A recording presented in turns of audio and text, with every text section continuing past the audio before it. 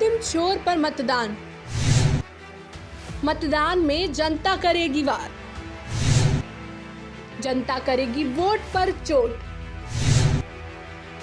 चोट से जनता बनाएगी सरकार। उत्तर प्रदेश विधानसभा चुनाव 2022 अपने अंतिम छोर पर है। छठवें चरण का चुनाव प्रचार मंगलवार शाम 6 बजे थम गया। अब 3 मार्च यानी गुरुवार को स्वतंत्र, निष्पक्ष, पारदर्शी तरीके से चुनाव प्रशासन की ओर से मतदान कराया जाएगा। दरअसल उत्तर प्रदेश विधानसभा चुनाव 2022 के 7 चरणों में से 5 चरणों का मतदान पूरा हो चुका है। चुनाव अब ढलान की ओर है, लेकिन छठे और 7वें चरण में कुछ ऐसे प्रत्याशी मैदान में हैं कि चुनावी सरगर्मी उफान पर है। अब किसी भी दल के लिहाज से देखा जाए तो छठे चरण में तो नाक की लड़ाई नजर आ रही है। चूंकि भाजपा ये चुनाव सीएम योगी के चेहरे पर लड़ रही है और वे गोरखपुर शहर सीट से प्रत्याशी हैं, इसलिए उनके साथ साथ पूरी पार्टी की प्रतिष्ठा दांव पर लगी हुई है।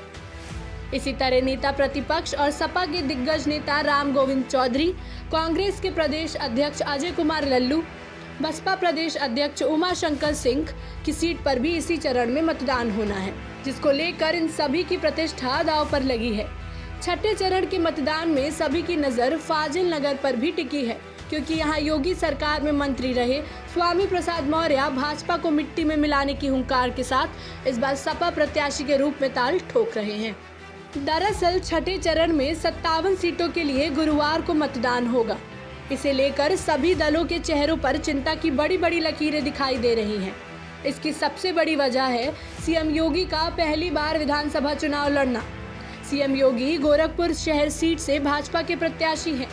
भाजपा चाहती है कि योगी न सिर्फ जीते बल्कि सर्वाधिक मतों के अंतर से उनको विजय मिले। वहीं सपा ने उनके सामने सुभावती शुक्ला को प्रत्याशी बनाया है।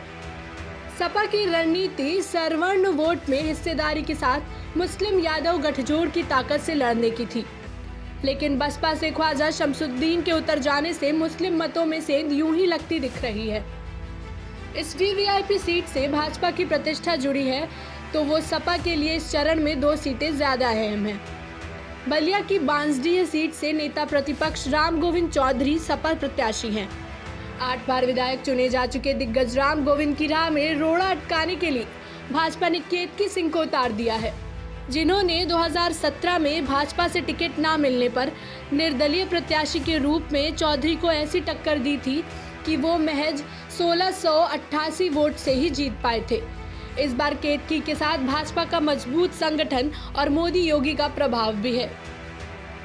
वहीं इटावा विधानसभा सीट से योगी सरकार के बेसिक शिक्षा मंत्री सतीश चंद्र द्विवेदी मैदान में हैं, तो उनसे मुकाबले में सपा के कद्दावर नेता और पूर्व विधानसभा अध्यक्ष माता प्रसाद पांडे खड़े हैं। ऐसे में दोनों की हार जीत से दलों की प्रतिष्ठा भी जुड़ी हुई है। इसके अलावा सपा के लिए फाजिल नगर सीट भी महत्वपूर्ण है। यहाँ उसने स्वामी प्रसाद मौर्य पर दांव चला है, जो कि योगी सरकार में मंत्री थे और बगावत कर सपा में शामिल हो गए। स्वामी ने सभी मंचों से दावा किया है कि जब वो बसपा में थे तो बसपा की सरकार बनी और 2017 में भाजपा को भी प्रचंड जीत उन्होंने ही दिलाई। इस बार वो भाजपा का सुपड़ा साफ कर देंगे। स्वामी की हार जीत से सपा ही नहीं, भाजपा की भी नाक की लड़ाई जुड़ गई है। इसी तरह कांग्रेस के सबसे बड़े चेहरे के रूप में प्रदेश अध्यक्ष अजय कुमार लल्लू भी मैदान में हैं। वो कुशीनगर की तमकुहीराज सीट से चुनाव लड़ रहे हैं। उनके लिए चुनौती ये बढ़ गई है कि कांग्रेस के पूर्व केंद्रीय मंत्री आरपीएन सिंह अब भाजपा में हैं। उनका प्रभाव पंडरौना के साथ ही आसपास की तमाम सीटों पर है। क्षेत्र में उनका प्रभाव रहा है, जिससे न सिर्फ लल्लू को जूझना है बल्कि पंडरौना की पुरानी सीट छोड़कर फाजिल नगर से चुनाव लड़ रहे स्वामी प्रसाद मौर्य को भी पार पाना है। वहीं बसपा प्रत्याशियों में प्रमुख नाम रसड़ा से चुनाव लड़ रहे उमाशंकर सिंह का है। वो अब पार्टी के प्रदेश अध्यक्ष भी हैं। उनकी हार जीत बसपा के लिए बहुत मायने रखती है। बलिया में बगावत की आंच, भाजपा की प्रतिष्ठा बलिया में अड़ी है। यहाँ सीटों में फेर बदल कर पार्टी ने प्रदेश उपाध्यक्ष दयाशंकर सिंह को तो बलिया से प्रत्याशी बना दिया और मौजूदा विधायक व राज्य मंत्री आनंद स्वरूप शुक्ला को नई सीट बैरैया से उतार दिया। इस फेरबदल में विधायक सुरेंद्र सिंह का टिकट काट दिया गया।